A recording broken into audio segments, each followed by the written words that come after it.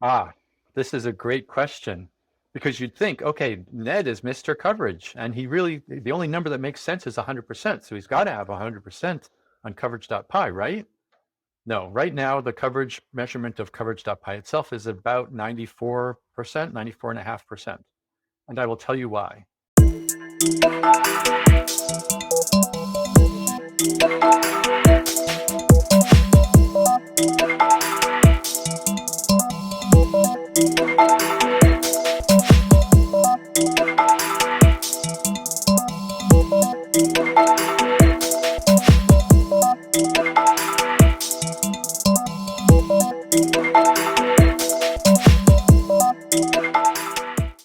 Well, welcome, Ned. Thanks for joining us. Yeah, thanks for having me. How did you first get into programming? I got into programming because my mother was a programmer, which is a surprising thing to say when you're got gray hair like I do. She was kind of a pioneer in the industry, nothing famous, but she worked as a programmer in the 1960s and 70s and 80s. And so there were computer manuals lying around the house, and it was a natural thing for me to take up, and she was able to talk to me about it, and it was almost a family business. And how did you get into open source specifically? I guess I started with Python a long time ago, 25 years ago, maybe. Um, it's the natural thing of you're working in software and the internet happens and you start reading about software out on the internet and seeing people sharing programs. And that was very appealing to me, both to be able to use programs that other people had written, but also a very simple way for me to write a program and have other people use it. And that whole ethos of contributing to a common pool of goodness was very appealing to me and remains appealing to me all these years later. Likewise, for many of us at Canonical. So let's dig into Coverage.py itself. We use it quite a bit here at Canonical, as you might expect. What problem were you trying to solve, before its birth, the origin story? What problem were you trying to solve when you started work on it? Yeah, well, so first let's get something straight. I didn't start this project. What happened was I was working, and yeah, not many people know that. I was working on a Python program. I think it had something to do with SQL query building or something. Anyway, I was writing tests, and I thought I want to know what's covering what code my tests are covering. And there was a small thing out there called coverage.py, and it was called that because it was literally one file named coverage.py. The project is much, much larger now. It's hundreds of files, but the project has kept the name. And I thought, oh, that's exactly the thing I need. I will try it. And it worked almost well enough. There was one problem with it, and I thought I can try to fix that problem, and I will give that code back to the creator. And I fixed the problem, and I tried to get in touch with the creator, and I couldn't get in touch with him. He didn't respond. And so I kind of forked it. And be careful what you wish for, because 21 years later, I'm still maintaining that library. But and it's kind of a classic open source success story, right? Someone starts a little thing, someone wants to improve it, they take it over, it goes from there. Maybe at some point I will hand it off to someone else and it'll continue its evolution. It does seem quite successful. Did you expect it to take off the way it did, or had it already taken off by the time you? Well, I didn't go into it hoping it would take off. I didn't set out to be a popular, well-known library. I just wanted it to be useful for my own purpose, which is, that's a classic scratch your own itch open source slogan. And it has been popular, popular enough that people often don't realize the Python standard library already has something kind of like a coverage measurement tool. It's sort of like it. There's a module called trace, and you can run python-m trace, and it has a few options for what to do with the trace information that it collects. I don't think it's quite a coverage measurement tool exactly, but it's close. And almost no one's ever heard of it. Yeah, I've been doing Python for years and haven't heard of it, haven't noticed it. Can you give us the one paragraph version of how coverage.py works? Sure. So coverage The goal of Coverage.py is it's going to observe your program and tell you what lines in your program ran and which lines didn't. And usually the program it's watching is your test suite, and you're going to tell you which lines in your product got run by your test suite. And that's a quick crude assessment of the quality of your test suite.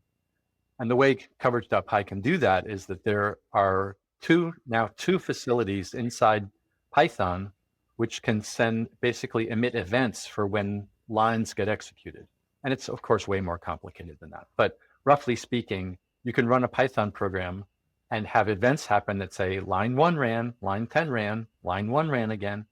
And Coverage.py is at heart just set up that event emitter, capture the events, record them someplace, and then report on them later, except in about 15,000 lines of code.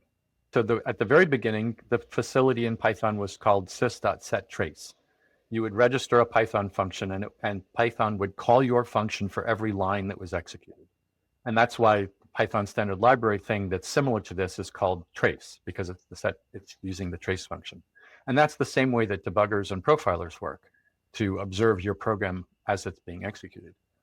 So yeah, it's been that way from the beginning, and it still will use the sys.setTrace facility, but since 3.12, there's also been a thing called sys.monitoring, which is a much more efficient way to get notification of execution in Python. Have you seen an unusual or quirky use case for Coverage.py? That's an interesting question. People ask for things that it can't do. For instance, it can tell you which lines in your program have been run, but it can't tell you what range of data did that line see while it was running. It's going to work on integers. Well, which integers? And you can quickly imagine this gets incredibly complicated. Oh, it's going to work on dictionaries. Well, what kind of dictionaries? I mean, that's a fascinating hypothetical problem to solve. I have no idea how to do that. Some people try to run Coverage.py on their machines in production to see what code is really dead in their product. That has some overhead, so you might not want to do that, but it's been done. How much does that slow down the production system? With the new way, sys.monitoring, it might only be 5% overhead, which isn't terrible. You could probably survive that for a short time. With the old way, you're probably talking about 40% overhead. Yes, that's quite a big difference. What are your thoughts on chasing coverage numbers? Do you have target numbers in your projects, or do you kind of look at it differently? Yeah, I am not a fan of having a target unless the target is 100. And the reason is, well, 80%, let's say, well, which 80%? Like you could be, the 20% you're missing could actually be the critical complex code that no one can figure out. So why are you saying it's okay to have 80%? What matters is which code got covered, not how much of it got covered. And the tangential thought about coverage targets like that, this is a controversial viewpoint of mine, which is that you should measure not only your product code, but you should coverage measure your tests themselves. And people who don't want to do that say, well, that artificially inflates my number. And my point is, your number was chosen out of the air anyway. If your target is 80 and you feel like your tests are making it too easy to get to 80, then set the target to 90 and measure the tests, because your tests are real code. And if there are lines in your tests that are never run, that seems like something you should look into. Okay, very interesting. I don't think our team does that. What is the average code coverage percentage of Coverage.py itself? This is a great question, because you'd think, okay, Ned is Mr. Coverage, and the only number that makes sense is 100%, so he's got to have 100% on Coverage.py, right? No, right now the coverage measurement of Coverage.py itself is about 94%, 94.5%. And I will tell you why. The reason why is that the code, I mentioned earlier that the trace function is a Python function, or in my case, a C function that I can write, and I give it to Python, and Python calls that function for every line that gets executed. You cannot coverage measure the trace function itself. So all of the code in Coverage.py that gets run as part of grabbing the events, that code can't be coverage measured. And there's lots of helpers and things that get called from that code. And so that's why the coverage measurement is as low as 94.5%. There's other things too, like there's some like debug logging that it's kind of just aggravating to write tests specifically to turn on the debug logging to see that the debug logs are right. There's a little bit like that too. But mostly the problem is that, and this is a classic example of what I just talked about. That code that can't be coverage measured, that's really complex code that's at the heart of my product, and I can't get to it. Over the years, I've thought about crazy ways to do something about it, but it feels like it'll cause more problems than solutions. So, very interesting. Thank you. What has been the toughest technical challenge or bug you've encountered? Was it a project maintenance thing, or was it a technical issue? The toughest ones are technical issues having to do with the graph of Python code and how it reports its events, and then, how I want to show those events to the user as red and green lines in their coverage reports. For instance, there is an open bug right now that I've tried twice to fix in the coverage issue tracker, that if you have a with statement, it works fine. If you have 2 nested with statements, it works fine. If you have 3 nested with statements, then it claims that something's not executing that really is executing. Okay. Would you say there's quite a few computer sciencey problems, graphs and data structures? There's a big part of it? Some of the more interesting bugs that I get on Coverage.py have to do with really strange code. Like someone reported that it was taking way too long to generate the final reports on their repo. And I never did find out how large their repo was, but it turns out that there was some quadratic behavior, an algorithm that was, n squared time complexity.